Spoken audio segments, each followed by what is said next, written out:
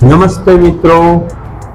तो आज मैं आपको एक भगवान श्री कृष्ण ने जो महाभारत का युद्ध जीता था, बिना शस्त्र युद्ध जीता था, तो वो कैसे जीता था, क्यों जीता था, क्या उसके पास नॉलेज था, उसके बारे में बात करने वाला हूं। आपके स्क्रीन के ऊपर जो नंबर दिख रहा है उसके साथ मैं कल ज्वाइंट हुआ था हरिद्वार से आचार्य दिव्य प्रकाश जी के द्वारा। ये कक्षाएं चलाई जाती है और उसमें जो हमारे इतिहास की सच्ची माहिती है, हमारा धर्म क्या है, ईश्वर क्या है, उसके बारे में बताया जा रहा है।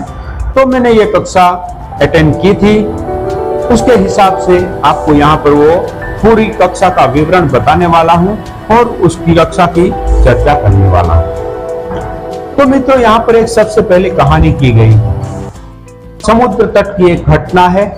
वहां पर समुद्र तट पर एक व्यक्ति, एक युवक बैठा है, वो अपने काम में मस्त है।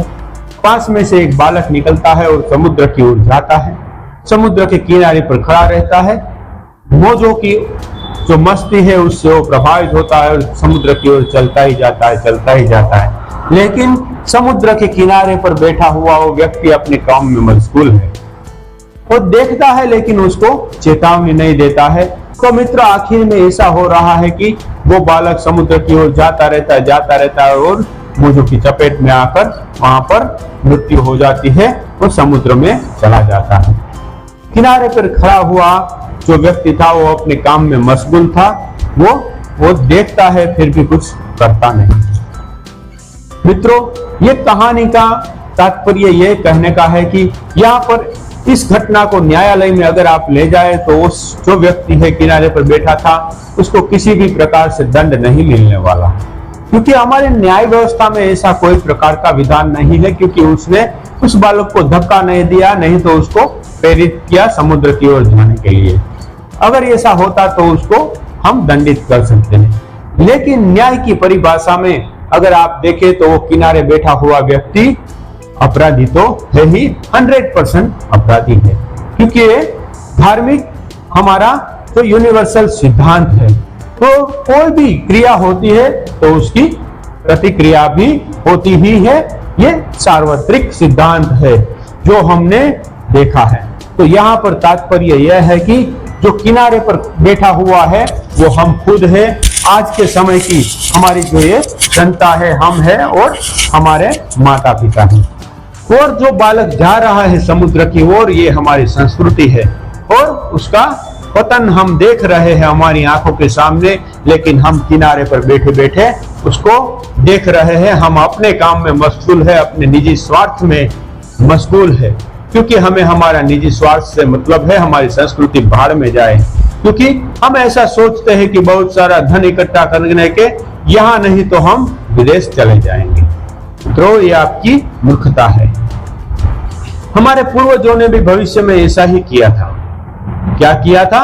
महाभारत काल के बाद हमारे पूर्वजों की अकर्मण्यता के कारण, उसके सही नॉलेज के अभाव से, सही ज्ञान के अभाव से, संस्कृति का जतन न करने के अभाव से हम 1200 वर्ष तक गुलाम रहे। किसके गुलाम रहे? मुगलों के गुलाम रहे, फ्रेंचों के गुलाम रहे, अंग्रेजों के गुलाम रहे।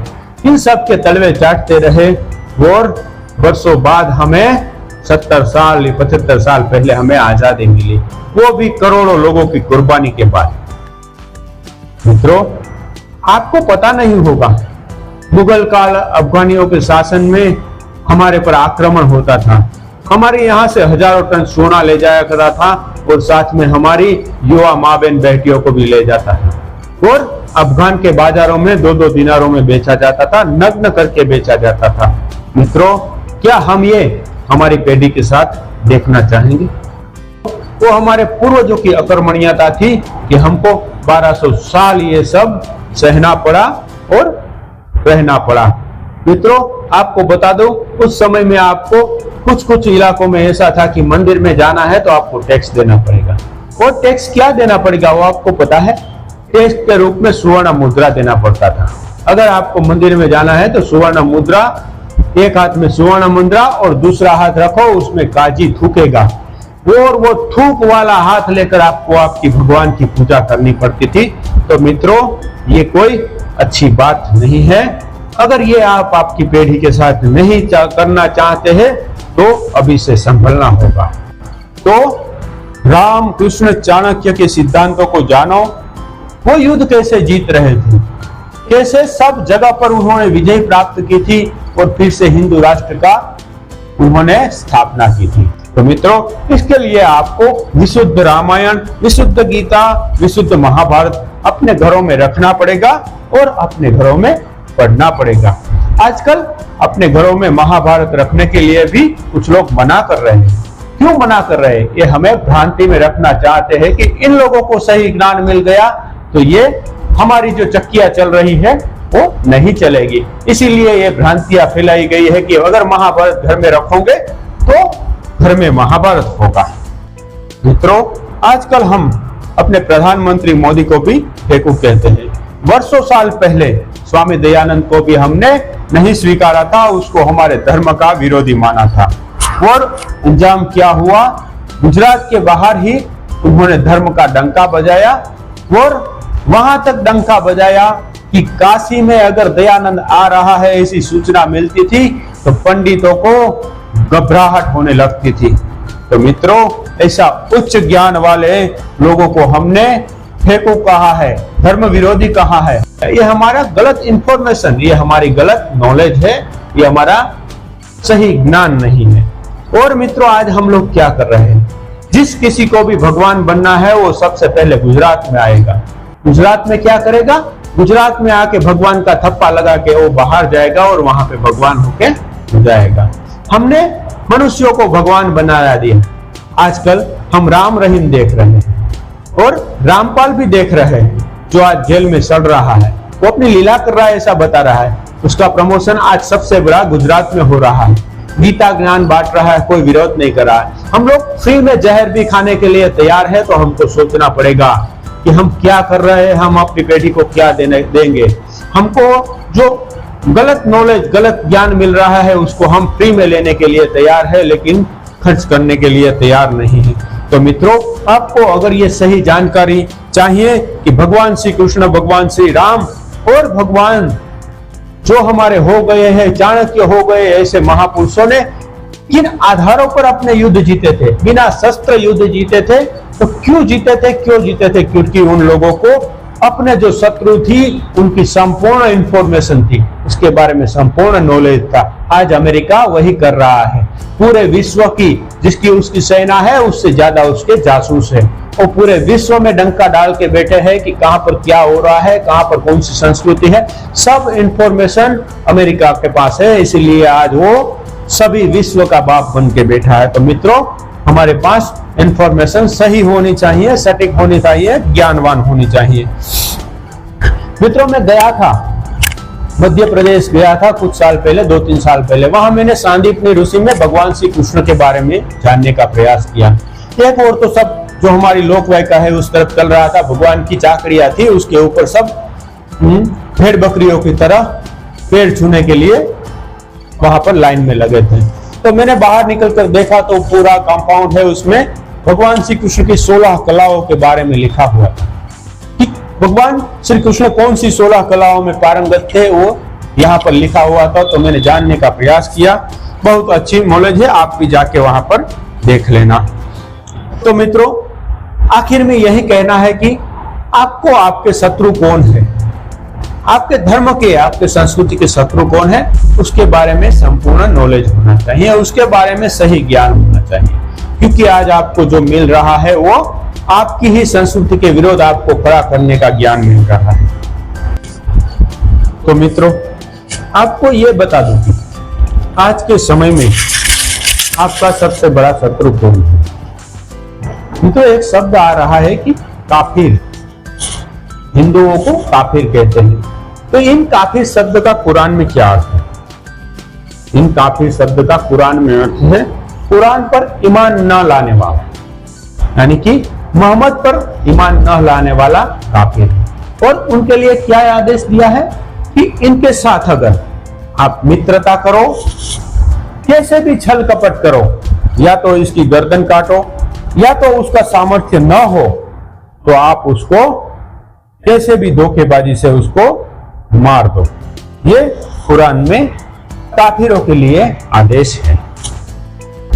मित्रों, आज हम एक बड़ी साजिश का शिकार बन रहे हैं, क्योंकि अगर आपका शत्रु आपको पहुंचने में अक्षम है, आपके गला काटने में अक्षम है, तो वो दूसरा तरीका अपनाएगा। उसको कहते हैं अल तकिया।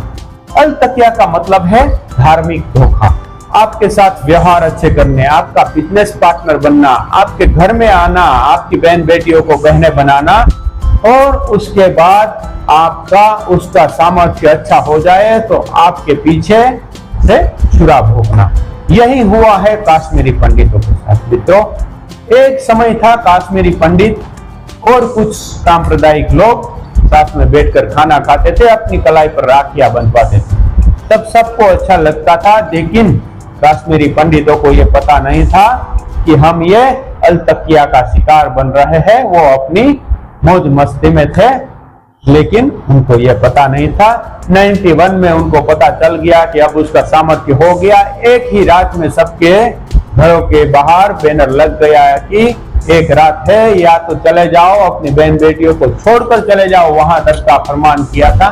तो मित्रों, अगर इनसे बचना है तो आपको आर्थिक रूप से मजबूत नहीं होने देना है। अगर आपका दुश्मन आर्थिक रूप से मजबूत हो जाएगा तो आपको कहीं ना कहीं वो धोखा देगा। तो मित्रों, आपको आपके जीवन में एक ही चीज याद रखना है, ऐसे लोगों के साथ किसी भी प्रकार का आर्थिक व्यवहार न करें, घर में आने जाने का व्यवहार न करें, चाहे कैसा भी अच्छा हो।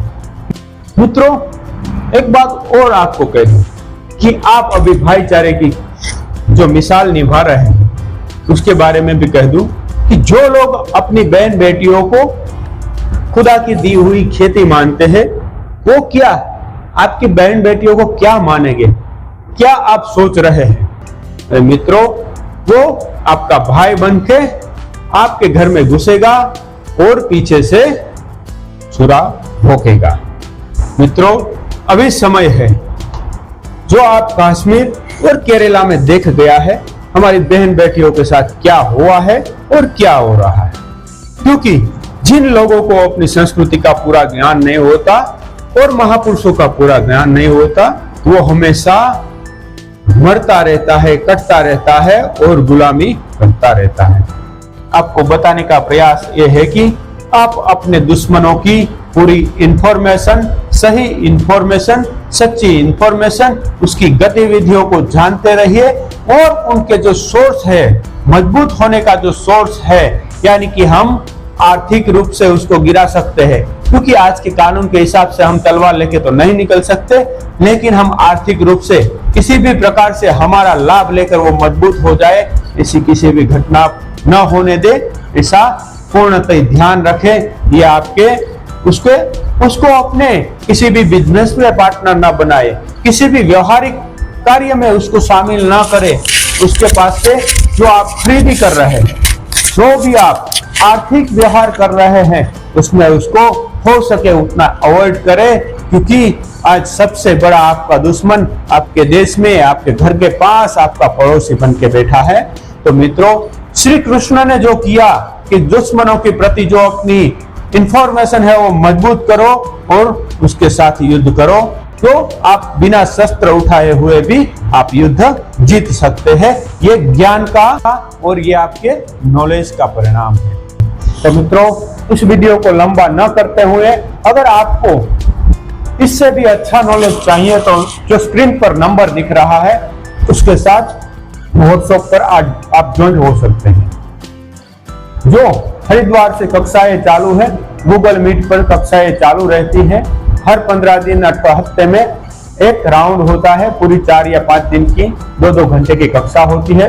तो आप उसका अवश्य लाभ उठाइए, और आपका धर्म क्या है, आपका नॉलेज कैसे बढ़ाए उसके बारे में, आपका खान पान कैसे सुधारे, उसके सब नॉलेज, जो अष्टांग योग की जो कक्षाएं है उसके बारे में आप जाने।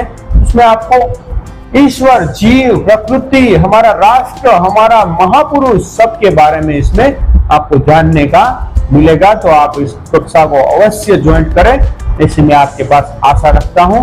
तो मेरा ये वीडियो अच्छा लगे तो इसको ज्यादा से ज्यादा शेयर करना और इस चैनल को सब्सक्राइब करना मत भूलना, क्योंकि मैं ज्ञान सब जगह से लेता हूं और यहां पर एक जगह पर बांटने का कार्य कर रहा हूं। अस्तु। ओम शांति।